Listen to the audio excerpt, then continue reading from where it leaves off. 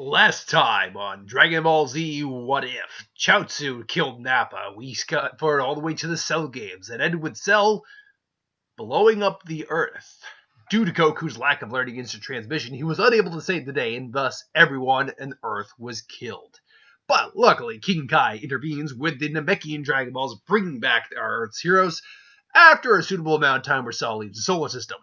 So now we cut back to that. Now, with everyone brought back to life thanks to the Namekian Dragon Balls, which includes, everyone who need to be brought back, including Vegeta, Goku, Gohan, they now know that Cell is still out there. So King Kai can monitor Cell for, all intent and purposes and let him know what's going on. Meanwhile, Goku and Gohan and Vegeta, all of them can train and wait for his return. Eventually, I think they all will hit Super Saiyan 2 with enough training. Cell, I think, eventually does come back. Let's say he even runs into King Cold, and because King Cold never showed up in this, I don't know. Would the Frieza in him want to keep him alive? I'd say no. So he ends up absorbing King Cold's like, oh, more power, la la la la. So it goes off, and then he somehow senses that they're still alive. He's like, what? I destroyed this planet. And goes back to Earth, and he finds Goku and Gohan and Vegeta, and everybody basically waiting for him. Now, you'd be stupid to think that Cell hasn't improved with his time in space at all. However, I doubt all that improvement would really matter against going up against 3 Super Saiyan 2s, plus Trunks, who, for all intent and purposes, I imagine would also be at Super Saiyan 2. I don't see that happening. Now, how long does it take for that to happen? Well, between that 7-year time skip that would theoretically be taking, 7 years apiece that should be happening but isn't, I'd say give about a year or two. I'd say within a couple of years. Because we don't know how long it actually took Goku to reach Super Saiyan 2 or Vegeta or anything like that. All we know is it took Goku somehow 7 years to get to Super Saiyan 3, give or take. But that him and Vegeta both managed to hit Super Saiyan 2 at some point between then. So let's just say, conservatively, we'll even go 3 years. That gives Gohan time to get even stronger. Goku gets stronger. Vegeta gets stronger. Everyone gets stronger. And at that point, when Cell shows back up, even though he's probably stronger as well, there's no way for him to really take them on. And unfortunately, I don't think the bomb exists in Cell anymore. I mean, he could theoretically kamikaze like Vegeta did, Piccolo did in the Crueler Returns movie, but yeah. So anyway, Cell is eventually actually defeated. Now Gohan, I think, is like around 12. He'd be about, I think so, 7 years. He was about 16. I want to say. Was that what they said? Was he about 18? I want to say he was about 18, 17, 18. So okay, he was 10. So he'd be around 17. So in this scenario, we're looking at Gohan, who's about 13. And then, of course, you deal with not the 7-year time skip, but now be about 4 years time skip. With Goku being there. Now, with Goku being there and having trained extensively, all that, I think, plus with the Hyperbolic Time Chamber probably being rebuilt and restored and all that, I always go into belief that I think Goku does somehow reach Super Saiyan 3. I think it happens with a lot of intense training, plus again, the Hyperbolic Time Chamber being available.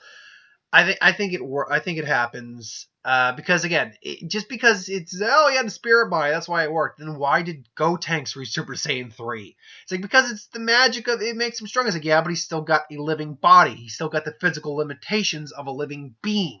Your argument for a spirit body holds no water when you're talking about a living being doing the same thing. Magic or none, he's still got a living body with physical limitations. Hence why the Super Saiyan 3 fusion wrecks the fusion dance fusion's time constraint so much. So again, that our argument to Mary doesn't hold water at all, not at all. So yeah, I think Goku does. I don't think Vegeta does because that's one of those things that I'm sure Vegeta's a lot calmer because Goku's still around, they can fight. But I don't think that Vegeta does because Goku. That's one of those trainings that I think Goku does on his own, by himself in the Hyperbolic Time Chamber, kind of like how he trained by himself in the other world. So anyway, moving on, I think the majority of this stuff takes place the same, except Gohan is far stronger in this version of the story than in the original version. So, yeah, he still does the Great Saiyaman stuff, all that wonderful jazz, but he's far stronger. In fact, if it wasn't for Goku reaching Super Saiyan 3, I'd make a solid argument that he could be stronger than Goku at this point. At least in Super Saiyan 2. Which, by the way, for us to remember, once the whole Spopovich and Yamu debacle takes place and they give their energy to Babidi, Gohan's energy in the canon was able to fill Buu halfway up. He was half as strong as a full-powered Buu who was just released. So if we're dealing with a stronger Gohan, I'd say screw it. We go about 70%, give or take, depending on how much stronger we're talking here. Especially because they were training for Cell, they'd probably be a lot stronger. So we'll go 70% here. And Babidi would just be like, oh my god, yes! Why did I kill them again? It's like, I do not know, Master Babidi, but these guys are here. So, yeah. Piccolo and Krillin get turned to stone, per usual. All the fights take place about the same. Vegeta defeats Pui. Goku wrecks Yamu, not Yamu, Yakon. Wrecks Yakon, doesn't go Super Saiyan 3. Gohan, though, different scenario with him and Deborah. Gohan, I think, fully defeats Deborah. Unless Deborah makes hightails it, they fully defeat Deborah. Because he's not as weak. Even Vegeta's like, he was stronger when he fought Cell. This guy's just as strong as Cell. Deborah is generally calculated roughly around the strength of Cell. Roughly speaking. And he actually has a recorded power level of 4,000 killies. So there's that. Anywho. So, blanking. Sorry. So Deborah's killed. Now, energy-wise, I think the whole fight between Gohan and Deborah would still be pretty intense, but not enough that would release Buu. Vegeta doesn't have the anger that he had, normally speaking. So now that they go and go to stop Babidi for once and for all, Buu, I'd say, is probably about 80, maybe 85% at this point. And Babidi probably says, you know what, screw it. Better release him now than not. And then he releases Buu with his magic just as Shin and everyone shows up and say, you're too late, Kai. He may not be at full power, but at 85%, he'll be more than a match for you. And then the whole Bobby laugh. And it's like, boo! Now, Buu, I believe, if I've calculated that anywhere near correctly, is somewhere in the realm of 7 to 8 billion in power when he's released. Something like that. Now, I don't think Super Saiyan 2, Vegeta, Goku, or Gohan is quite that strong, but they're near that strength. So Boo's still stronger than them. He's still getting used to things. He's still kind of getting used to being out and about. And they all three of them, try to attack him, rush him, all that. Buu gets his ass kicked, but because of his body, he's not fully defeated. It's just almost near impossible to defeat him like that. And he's getting more used to adapting his power. And I think one of them does get turned to candy and eaten. Now, I don't think it's Goku. Goku's got enough. I honestly think it would be Gohan who gets turned into candy and eaten. He's like, Gohan, no! And, he doesn't. And remember, eating, as we saw with Thin Buu versus Fat Buu, when you eat someone, one of the Boos eats someone, that is still them absorbing and gaining their strength as he transformed after that. So, which is why Buu was far stronger after he ate Deborah. He gained all of Deborah's strength in him. So, that jacked his power up immensely by about 4 billion, if I had my calculations correct. So, now, Gohan, let's assume Gohan's about on par with Buu. And let's just say, for the sake of sakes, that Buu is somewhere in the region of 7 billion. Now that puts him all the way up to 14 billion. Now, that immediately just throws Goku and Vegeta they were just like, they can't take this guy on now. But then Goku's like, Vegeta, get everyone else. I got one last trick. I was like, what are you talking about, Kakarot? And then, the legendary transformation in Super Saiyan 3, which I contend is almost better than the original Super Saiyan transformation. My opinion, in my opinion, but still awesome.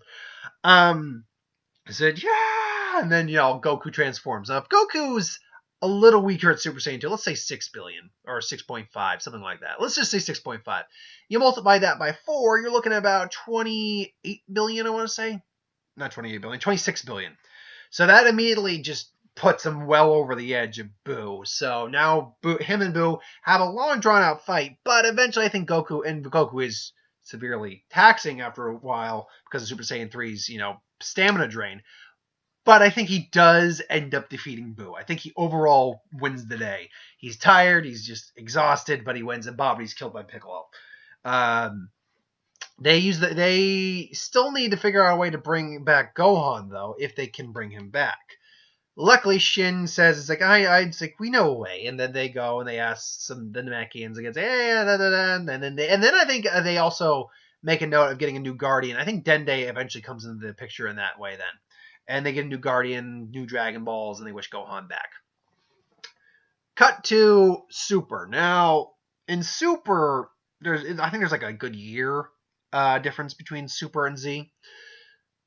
There's not much to say that would be different with Super. Yeah, honestly, Gohan's a little stronger, but after that, once you get into that, see, the problem with these what ifs is once we get into Super, unless there's something severely drastic that has happened, nothing really changes in the Super, because their powers aren't much different. And when Spears rolls into the picture, nothing's really changed at that point. But let me think on that real quick.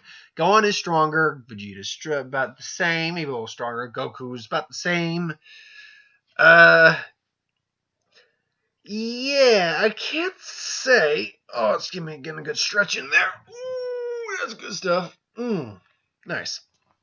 I can't say Super changes really at all. It's not like when I use Super Saiyan 4 if that was canon, or if Gohan gained Super Saiyan God powers, which I've kind of added into some of these what ifs. It's not like that. It's not like those that do change the idea of this whole thing up drastically. But it's worth noting that, as we end here with Super, because again, I don't think really anything drastically changes with Super at this point. As we wrap this up, it is amazing to think how much Chiaoztu killing Nappa changed the entire thing. Because when I started, I'm like, okay, it's an interesting concept, all right. And then I'm continuing going on. I was like, oh, wait, no, that happens. And then, oh, God, wait, that happens. Oh, God, wait, no, that happens. And because he didn't learn the instant transmission, oh, God, Cell's trying to... What did you do, Chiaoztu? It's almost important that let Nappa kill you. It's almost important you die and don't succeed. Oh, man. But, hey, that's the way the cookie crumbles. Anyway, thanks for watching. I hope you enjoyed. Like, comment, share, subscribe. As always, if you want us to review something, put in the comments below. Let us know. We'll do a review at some point. I just would win Star Wars, Super Magic, What If, anything I do in the channel. Put that in comments below as well. I'll get to it at some point. I will be back later tonight with Murder on the Orient Express. Looking forward to that. Should be a good time. Thanks for watching. See you.